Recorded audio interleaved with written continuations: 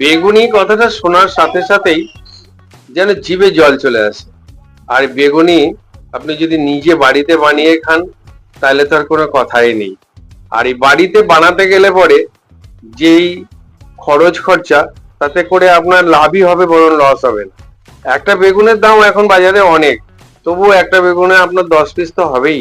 তাই বেগুনটাকে একটু পাতলা পাতলা করে কেটে নিলাম। একটা বেগুন নিয়ে এসেছিলাম, বেগুনটাকে দেখুন এত পাতলা পাতলা করে কাটছি।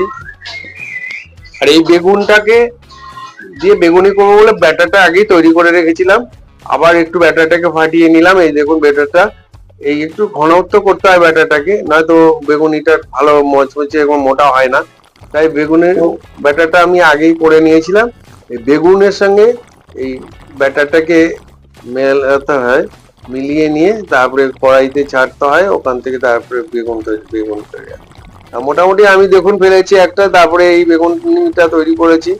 কত সুন্দর বেগুনি হয়েছে। এই আমি আবার ছেড়ে দিলাম তেলে, দেখুন এইভাবে এই পদ্ধতিতে তৈরি করলে পরে বেগুন খেতেও ভালো হয় বেগুনি, আর বেশ মোটা সোটাও হয়।